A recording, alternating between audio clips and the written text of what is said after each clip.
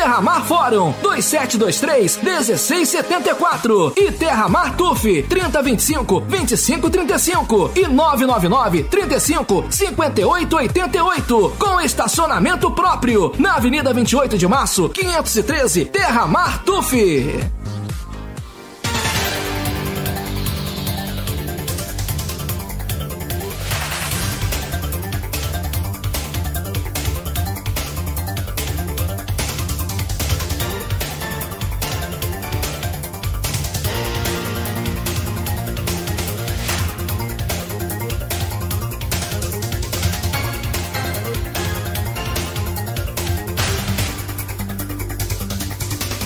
Oito horas e 4 minutos, voltamos com Folha no Ar, primeira edição, oferecimento Laboratórios Plínio Bacelar e Clínica Proteus. Temos aqui a presença do ex-prefeito de Quissamã, pré-candidato para a eleição desse ano, Armando Carneiro.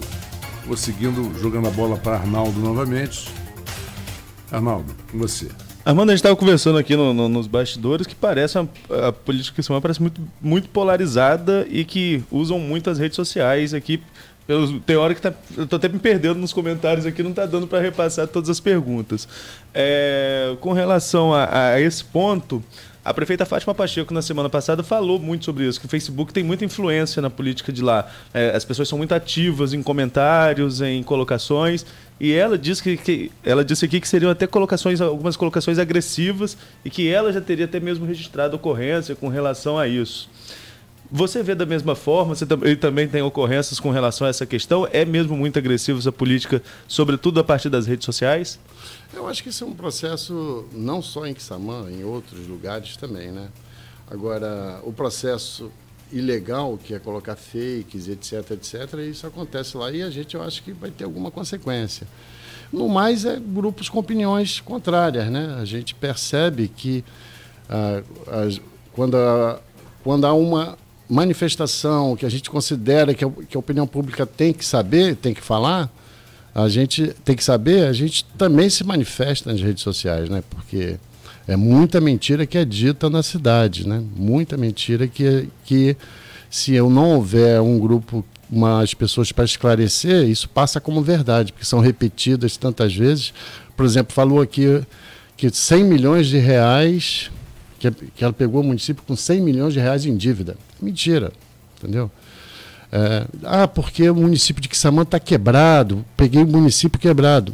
Mentira, Arnaldo. O município de Quissamã está com uma arrecadação crescente. O município de Quissamã, dentre os municípios produtores de petróleo, é um privilegiado. Privilegiado porque teve o campo do Tartaruga Verde, que é um campo de petróleo muito produtivo, que deu uma arrecadação diferenciada para Quissamã. Quissamã teve em 2016 168 milhões de reais de arrecadação. Em 2019 foram 248. E em 2020 o orçamento é de 270. Então, quer dizer, mais 100 milhões de reais para uma cidade de 25 mil habitantes do que teve em 2016.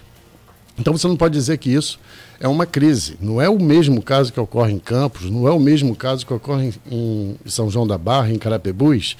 Quissamã não. Quissamã, por causa do campo de Tartaruga Verde, tem uma arrecadação privilegiada. Foi o único município que aumentou, o único da região aqui que aumentou a PE.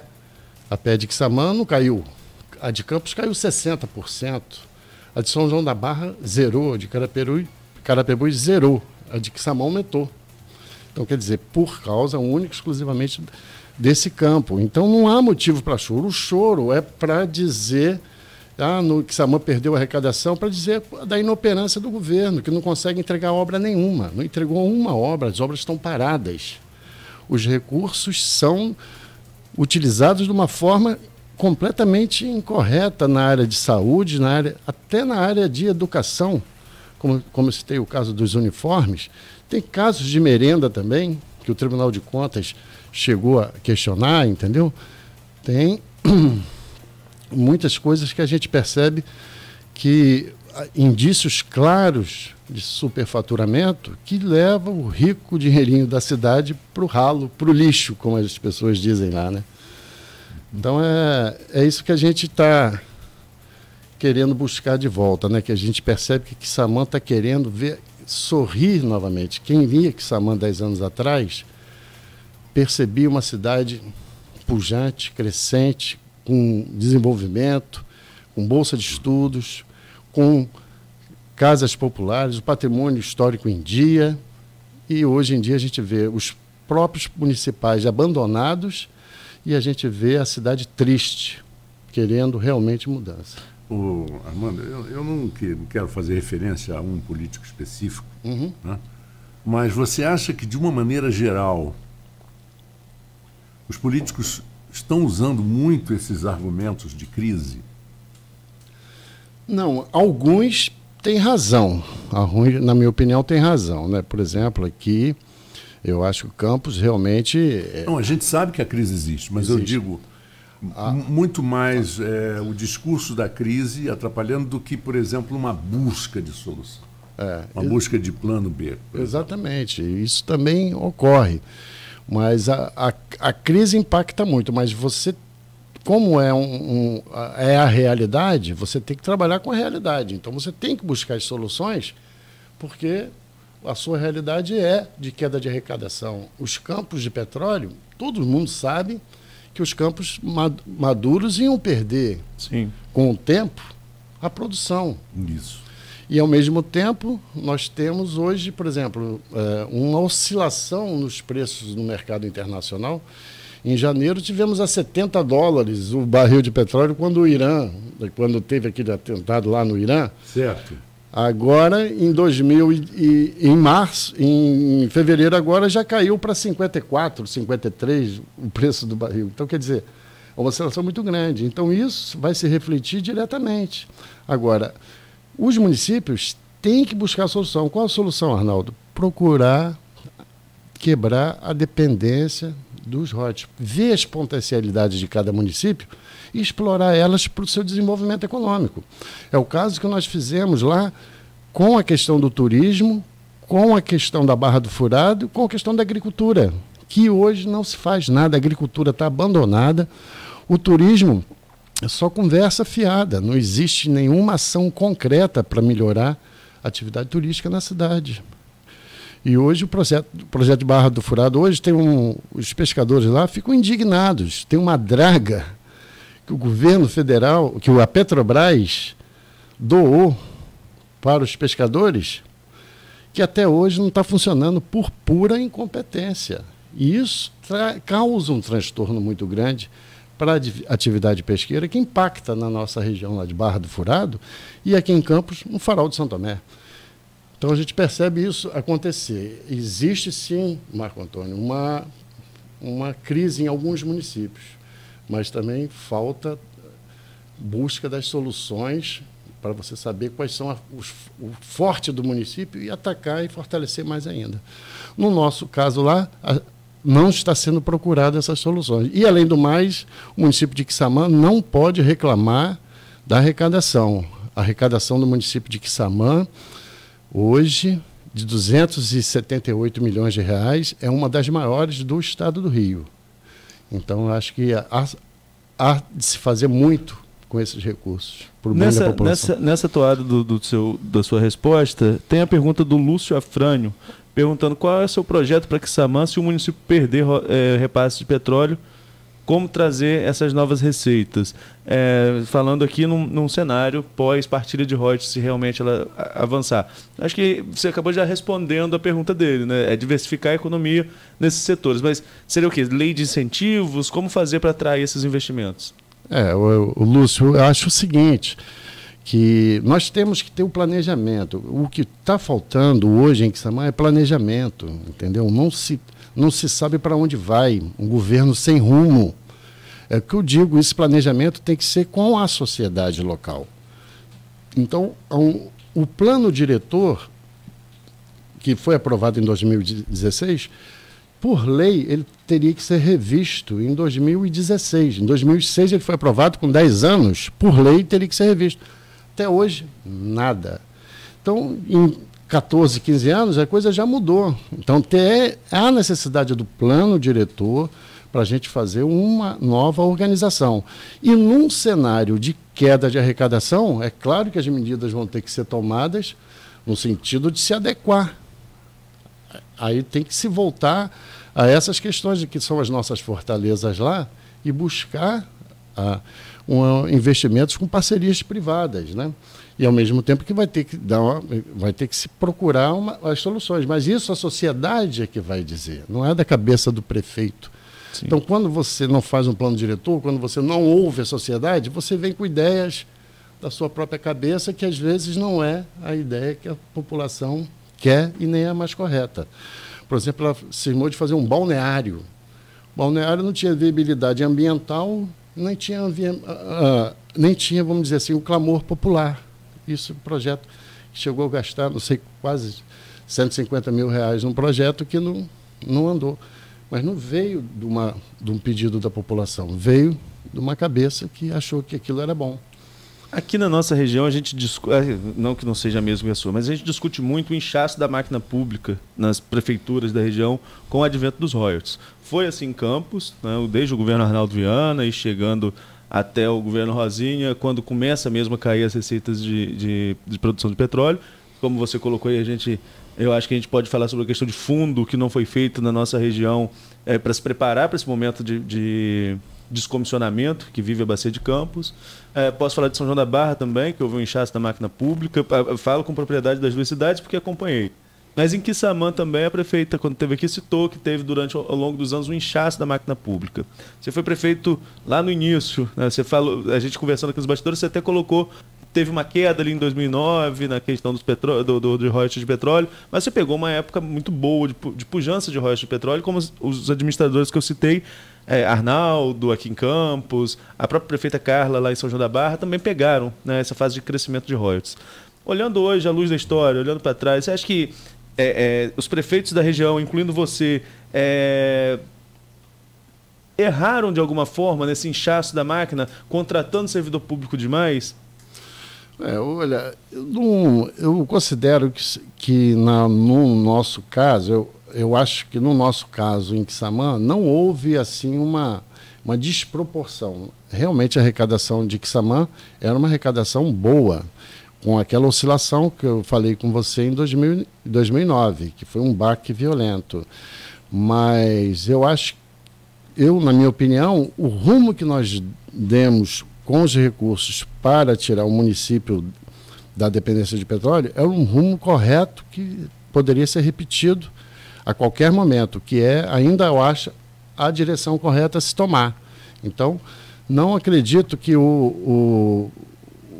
hoje, por exemplo, se você falar em inchaço, você pode ver que hoje ela tem, a Prefeitura de Quissamã tem em torno de 370 assessores, que nem todos eles trabalham. E o que acontece? Esses assessores gastam R$15 milhões por ano. Entendeu? Isso aí, eu acho um exemplo de inchaço que prejudica a cidade. Porque se as pessoas estivessem trabalhando efetivamente, daria-se para se fazer. Eu acho que também desnecessário você ter 370 assessores numa máquina pública numa cidade que tem 2.000 funcionários, entendeu? Porque quando a gente fala de inchaço de máquina e cito servidor, eu sempre deixo claro que eu também sou servidor público municipal e não é crítica ao serviço público municipal. É a máquina como um todo, né? Quando a gente fala essa questão de inchaço. Você está levantando aí número de assessores. No caso de você eleito... Desculpe, mas dos concursados, né? Tanto é que ela está fazendo até um concurso público agora para contratar mais pessoas. Então ela não... No íntimo, ela está achando que está precisando mais servidores concursados na máquina pública. Não há um inchaço, né? Pelos serviços prestados em Quissamã, ela está dando esse sinal ao fazer o concurso público de que ela está, vamos dizer assim, sendo incoerente, né? Ao falar em inchaço na máquina pública e fazer um concurso para aumentar o número de servidores. Agora, você citou um número alto de assessores. Caso você seja eleito prefeito agora para o próximo mandato, você pensa então em uma reforma administrativa, diminuir cargos na prefeitura mediante uma nova realidade financeira? Arnaldo, por enquanto, a gente não pode falar, a gente tem que encontrar, tem muitas coisas nebulosas lá na administração. a gente vê muita falta de transparência nas ações. Então, a gente percebe, assim, visualmente, sem estar lá dentro olhando, que normalmente a gente percebe que o número é muito excessivo, o número de assessores. Então, isso com certeza vai ter que ser combatido por qualquer um que entre lá e queira uma racionalidade administrativa. Entendeu? Não tem cabimento você ter 370 assessores, muitos, a maior parte deles fora do município de Quissamã, nada contra, né, quem não é xenofobia nem nada, mas apenas que às vezes tiram hoje empregos do quissamãense porque estão querendo ali colocar um grupo que eventualmente na campanha de 2016 apoiou. Então, esse grupo tem que estar presente na máquina pública e no cerne da administração. Assim, tipo na comissão de licitação, na procuradoria, na controladoria, são pessoas que controlam, vamos dizer assim, o coração da máquina administrativa, que são pessoas de fora que vieram de municípios que os prefeitos e empresários já apoiaram a candidata. Então, em troca, tem uma ação que traz uma consequência muito nociva para a cidade. Eu vou voltar aos comentários aqui da rede social, que dá para acompanhar, que pedindo até desculpa aos comentaristas, mas não está dando para acompanhar todos, que são muitos aqui no Facebook.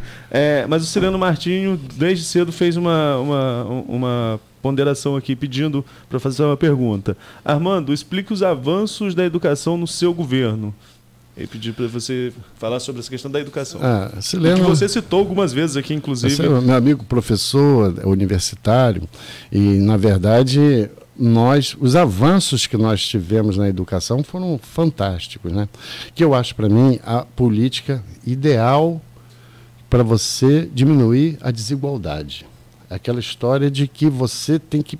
O ponto de partida tem que ser igual.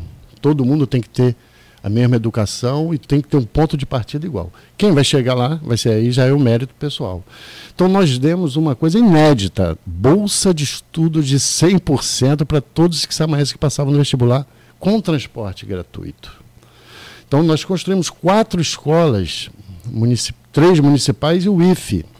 O IFE, que foi uma escola que Quissamã não tinha direito ao IFE, Marco Antônio. No plano de expansão que teve em 2009, num ano de crise para a nossa cidade, nós conseguimos que o governo federal incluísse Quissamã. O plano de expansão do governo federal, na época, era para a cidade acima de 100 mil habitantes. Toda cidade com mais de 100 mil habitantes tinha que ter um Instituto Federal Fluminense. Mas Quissamã tinha menos de 20. Mas eu tinha aqui um amigo aqui que fez mestrado junto comigo, que é o Caldas, do IFE. Ele estava trabalhando no MEC, ele foi reitor aqui em Campos, estava no MEC. Aí ele falou assim: Armando, tem uma solução para a gente ter o IFE em Quissamã. É só você construir. Quem constrói o IFE é o governo federal. Mas o governo federal só vai construir para a cidade com mais de 100 mil habitantes. Se você pegar o custo disso... Eu sei que esse ano, 2009, Quissamã está com uma crise danada, mas só tem essa chance. Então, nós entramos e fizemos, construímos o IFE, e hoje é federalizado. Esse município gastou uma vez e não gasta mais. Hoje o custeio é todo em função do governo federal, né? O governo federal que está gerindo essas máquinas. Então, para mim, foi um dos melhores programas. E nós melhoramos muito o nosso conceito no IDEB, então qualificou bastante a nossa educação, né? Fizemos um concurso público muito concorrido em 2009, passaram excelentes profissionais, teve 18 mil inscritos, né? E como foi muito concorrido, aí você faz uma seleção muito boa também. Então, nossa educação em Quissamã foi nossa prioridade, e eu acho que todo governo, de uma cidade pequena principalmente, cidade nossa, que era com tradição canavieira, que tem tradicionalmente uma desigualdade muito grande, tem que ser na educação que você consegue realmente trazer um equilíbrio, uma igualdade social. Eu vou continuar aqui nos comentários, aqui eu acho que um pouquinho mais polêmico agora. A Luciana já fez alguns comentários. Luciano dos Santos. Na sua gestão você criou a Multiprof, acho que é a cooperativa que a gente citou aqui algumas vezes. Eu criei a Multiprof. Multiprof é uma cooperativa. ela chama de uma empresa terceirizada, e eu trabalhei lá. Porém, ao entrar, tínhamos que pagar R$100 e nos era informado que ao sairmos seria devolvido. Só que em 2016 ela foi fechada, todos demitidos e nada nos foi pago. Você tinha alguma gestão sobre essa cooperativa? Não. Sabe o que aconteceu com essa questão desses R$100? Tinha essa cobrança? Não, nós fizemos uma licitação, a cooperativa ganhou, entendeu? O problema dos cooperados com a cooperativa é deles, o município não tem nada com relação a isso. Inclusive, alguns cooperados entraram com ação contra o município. E o próprio Supremo... Tem um comentário aqui do Rony Edson Ferreira justamente sobre essa questão, falando sobre a judicialização, a judicialização de ações trabalhistas da cooperativa, de quem trabalhou na cooperativa contra o município. O Supremo Tribunal, Arnaldo, já decidiu que o município não tem não tem nada com as questões trabalhistas entre empresas contratadas por ela. Então, isso já foi decidido no Supremo Tribunal Federal. Então, o município não tem que responder a uma ação entre cooperado com cooperativa, nem contra empresa, trabalhador contra empresa contratada pela prefeitura. Contratado pela prefeitura, a empresa está prestando serviço. Se um trabalhador entrar contra a empresa, o problema é da empresa. O município não tem nada. O município tem que cumprir o contrato e pagar o que deve à empresa. E não assumir os encargos trabalhistas dessa empresa. Então, isso já foi pacificado no Supremo Tribunal Federal. Então, não existe nenhum problema quanto a isso. Vamos lá, vou seguir aqui. Vamos seguindo. Vocês colocaram para mim, porque o Armando não está aqui sozinho, que seria um fake esse comentarista aqui, o Juan Alves, não conheço, né, mas eu vou trazer aqui a pergunta. Explica para o povo que se amanhece por que foi feito um anel viário de 500 metros que custou 7 milhões. Isso foi no seu governo?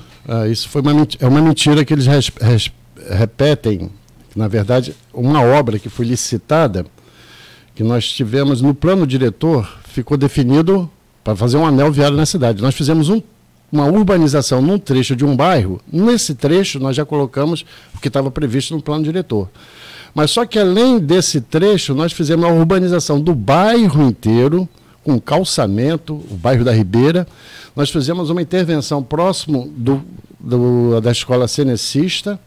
Então, o projeto todo foi 7 milhões de reais, mas não foi só o anel viário. Isso aí é um outro fake news, dito pela prefeita e repetido tantas vezes que o pessoal na rede social dela repete, mas é tudo mentira, sabe, Arnaldo? O Marlon Azevedo Gonçalves, ele na semana passada, quando a Fátima esteve aqui, ele disse que ele é médico lá em Quissamã, atua na OS ou é terceirizado, não tenho certeza agora, lá de Quissamã, e ele colocou aqui que estava com salário em atraso. A Fátima pediu o telefone dele, disse que entraria em contato para tentar resolver essa situação. Ele diz aqui que ela não deu retorno até agora. Mas ele também questiona você que no seu governo deixou de pagar médicos. Houve algum problema com médicos durante sua gestão, com alguma OS, com algum terceirizado? Nenhum problema.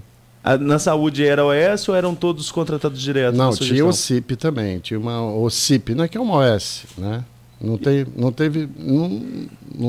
tenho notícia disso, não teve nenhum problema.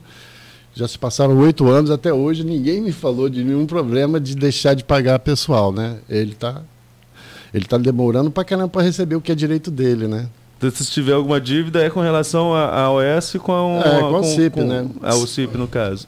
Não ficou nenhuma dívida, até porque senão teria algum problema nas contas, né? Exatamente, Então... Certo. Agora, com relação a royalties de petróleo, que é um assunto que a gente já entrou algumas vezes aqui, você foi presidente da Umpetro lá atrás, enquanto prefeito.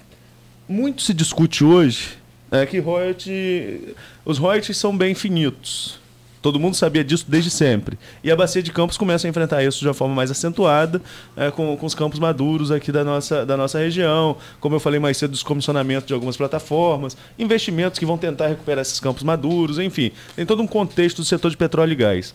Muito se cobra que os municípios produtores deveriam ter feito fundos para enfrentar esse momento de crise, para que pudesse ter um período de transição, né, já que a gente fala aí que toda a região é extremamente dependente de royalties de petróleo. Você lá atrás, como presidente da Umpetro, acha que poderia ter capitaneado um movimento desse? Acha que os municípios, cada um deles... Porque hoje Maricá, que está vivendo o que a nossa região viveu, Niterói, Maricá, ali a região está recebendo mais royalties do que o próprio Norte Fluminense, eles já estão criando seus fundos. Por que aqui esqueceram desse momento de que poderia cair o royalties de petróleo, na sua opinião? Olha, Arnaldo, eu acho o seguinte, né? Na nossa opinião, hoje, o município de Niterói e de Maricá, você viu que foi 300 milhões de PE, né? Dá 1 bi e 200 por ano só de participação especial. A produção e o volume do pré-sal é uma coisa muito superior ao da Bacia de Campos. Então, na época, eu vejo assim por Quissamã, dos governos que até me antecederam, né? Que começou os royalties a partir de 91, no ano de 91. Esse aumenta para a gente ali em 98. Em 98, né? Quando aí dobra praticamente, aí foi criada a PE, aí Exato. Em 98. Então, na verdade, o que eu vejo é que os municípios também tinham uma carência muito grande de social, né? Uma defasagem social muito grande. Então, foi opção de muitos municípios investirem, por exemplo, em educação, que eu acho que é um investimento correto, em saneamento básico, que Quissamã atingiu 100% de saneamento básico. Hoje, as estações de tratamento estão todas abandonadas, entendeu? O esgoto está indo in natura para o canal Campos Macaé, que vai parar lá no Parque de Jurubatiba. Então, Quissamã tinha orgulho de ter 100% de saneamento básico, tinha orgulho de ter o único município que fazia casa e doava para a população, tinha orgulho de ter um programa de educação que realmente elevou a qualidade de vida de muitos munícipes. Então, isso começou até no governo anterior ao meu, mas foi uma opção. Eu acho que a gente não pode ficar, Arnaldo, porque falar assim, se eu tivesse feito isso na minha vida, poderia ter caminhado diferente. Eu acho que a gente tem que pensar daqui para frente e não ficar lamentando o que não foi feito nem poderá ser corrigido, né? Agora, como ex-presidente Dom Petro, como você vê a organização dos municípios produtores de petróleo nessa luta da questão da partilha de royalties? Você acha que está meio devagar ainda? Uma mobilização social como aconteceu lá em 2012, na época da votação, 2011, na verdade, né? Lá na época da votação no Congresso, houve aquela mobilização grande na Cinelândia.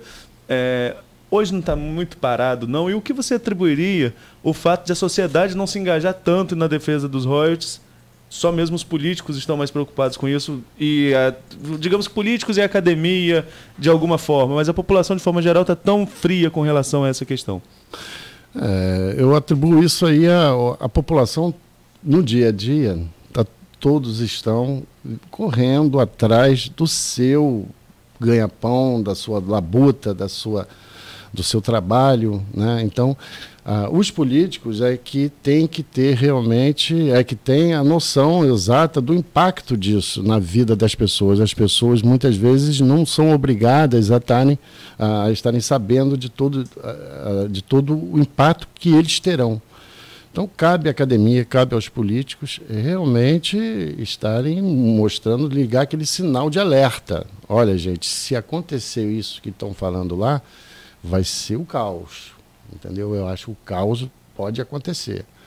Eu acho que a mobilização é importante, eu acho que deveria haver uma mobilização muito maior. Nós estamos no mês de fevereiro e a decisão vai ser uma decisão que pode quebrar o Estado do Rio, quebrar, literalmente, se ocorrer da maneira como foi aprovado no Congresso em 2012. Então, eu acho que tem que haver uma mobilização para que a sociedade possa tomar exatamente ideia do nível de impacto que eles próprios terão, que hoje a maioria não tem essa ideia.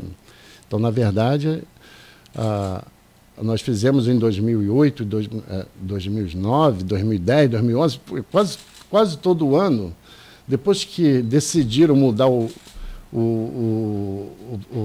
a concessão de petróleo, que era de partilha, né? Mudar para partilha, aquilo ali começou os municípios não produtores a cobiça. Então, eles começaram a tentar mudar a lei desde 2007, 2008. Então, quase todo ano a gente tinha que fazer uma mobilização. Então, o governo do estado, os municípios produtores. Hoje, como está um caso que já não é mais político, já se tornou uma decisão jurídica, eu acho que é por isso que não está havendo essa mobilização tanto, porque não depende, mas acredito até, Marco Antônio, que dependa, sim, de uma mobilização até para chamar a atenção dos nossos ministros do Supremo, qual seria o impacto disso num estado como o estado do Rio de Janeiro, no Espírito Santo e em São Paulo. Principalmente no estado do Rio de Janeiro, que vai ser o maior impactado. Vamos fazer um pequeno intervalo. Armando, já voltamos. E você quer colocar o assunto logo para o... Eu vou falar mais sobre o cenário para 2020 mesmo, as articulações então para tá 2020. ótimo. Então tá. Aí a gente começa falando da eleição de 2016 e daí a gente vai para 2020. Tá ótimo. Vamos ao intervalo e voltamos já com Folha no Ar, primeira edição. A rede de drogarias Leopoldina